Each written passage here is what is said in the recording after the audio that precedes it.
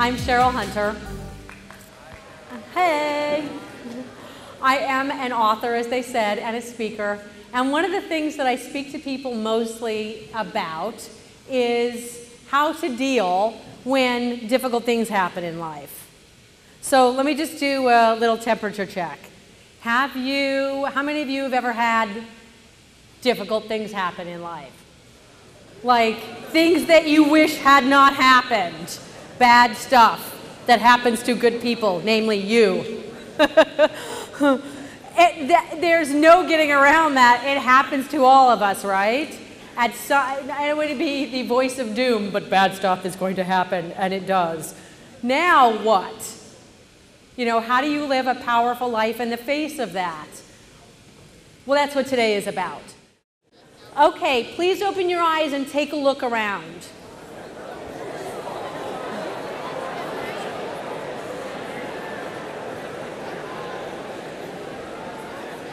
Thank you. Thank you. Now hold on, stay standing, okay? Stay standing. Stay standing. Okay, come back to me for a second, but stay standing. In a minute, I'm going to ask you, I'm going to recite some more questions, okay? And when I do, and something lands for you, I'm going to ask you to take a seat. And if you're still sitting, please stand up so that you can participate in this part. Thank you. If you've ever discriminated against somebody, if you've ever judged somebody, said something mean about somebody, if you've ever taken any action against somebody because of the way they look, the way they act, the way they behave, because of their culture, ethnicity, color of their skin, their religion, their beliefs, because they do things that you don't like, because they have behaviors that drive you nuts, because, well, you just don't understand why, but you just don't like them. Okay, everybody, open your eyes, take a look around, please. Thank you. Give yourselves a hand.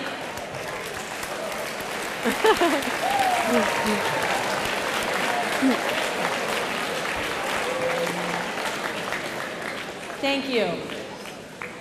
So, what's the point of that exercise?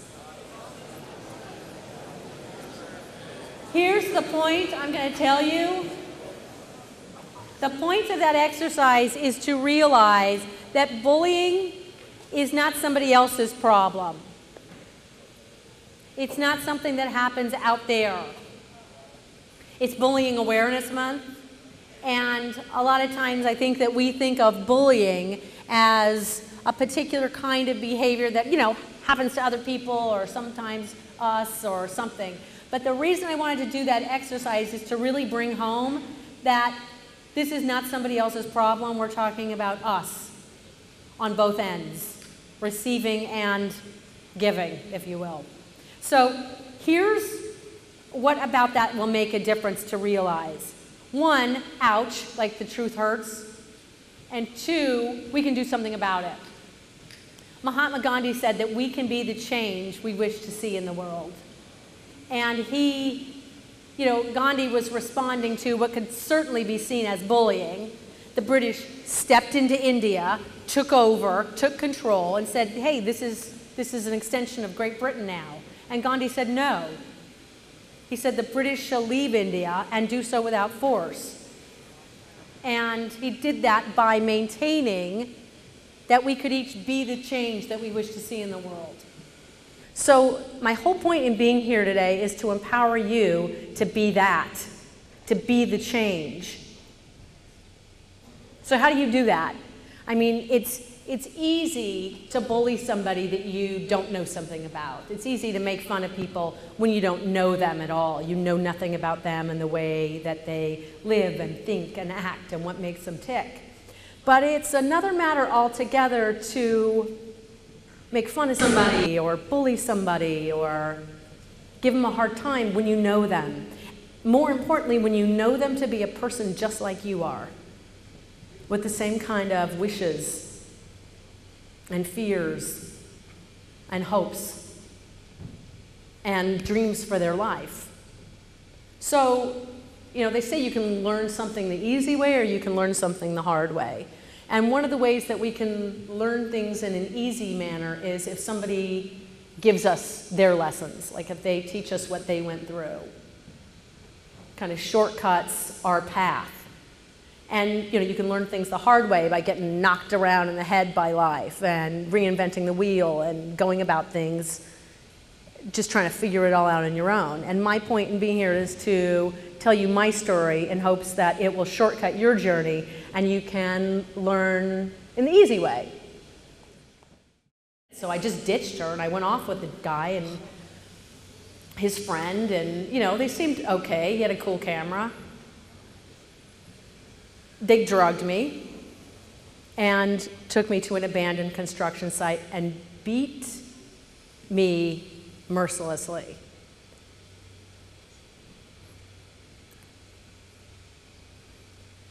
I had no idea a head made a sound when it was kicked. They drugged me again, and they raped me repeatedly and cut me. But so I'm sitting there one day in the conference room, pretending like fake reading, just really plotting my revenge against the guys from France. And I'm absent-mindedly running my hands over this conference table that they had. They had this big, massive wooden conference table. It was like 10 feet long. Beautiful, carved out of one solid piece of wood. It was beautiful, but it had like all these divots and dents and nicks, and it kind of narrow at one end, like the tree must have narrowed at the end. And I was just sitting there, like I said, like fake reading, absent-mindedly, running my hand over one of the dents in the wood, and the grandmother walks in and she goes, "Ah, wabi-sabi." And she shocked me out of my stupor. I looked up and said, "Now, wait, what? Wabi-sabi? Oh, is that like wasabi? Because I totally love sushi." And from the other room, Miyoko, my agent, cups her hand over the phone and laughs. "No, no." I look back at the grandmother and I go, "Oh, wabi-sabi, oh, is that like wood? Wabi-sabi wood?" And Miyoko again from the other room goes, "No, no, no, hon. Wabi-sabi is the Japanese aesthetic." "Oh," I said, like having no idea what she was talking about. "Okay." But within just a moment, Miyoko hangs up the phone, she and her grandfather cruise into the conference room, and the grandmother and the grandfather, Miyoko, take turns telling me what wabi-sabi means. The grandfather says that wabi-sabi is the most important of all Japanese principles. He says that wabi-sabi states that the beauty of an object, any object, lies in the imperfections of that object. He says things like damages and mistakes and ruined parts, those are actually designed in and sought after. The grandmother said that beauty is a study in contrast. So something can only be seen as beautiful if it also embodies imperfection to the same degree. These people were blowing my mind. I had to get my junk and get out of there so I could go walk around and just think. I started walking around in the streets and I was thinking, now wait, does this mean wabi-sabi could even apply to me? I used to pray that wabi-sabi was real and that somehow, some way it could apply to me.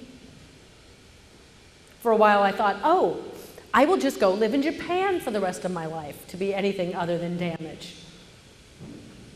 Now I know differently. If there's one thing I know for certain, wabi-sabi is real. You are magnificent.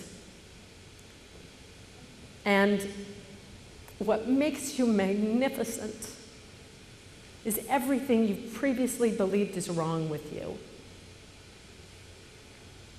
I leave you with my deepest wish that you know your beauty, that you own your magnificence, that you claim your wabi-sabi.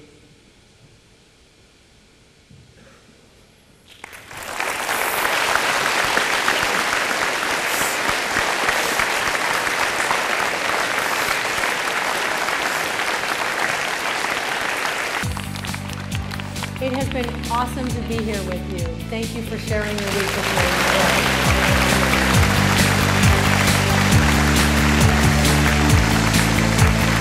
Thank you. So inspired by you. Thank you. Go crush it in life. Yay. Thank you.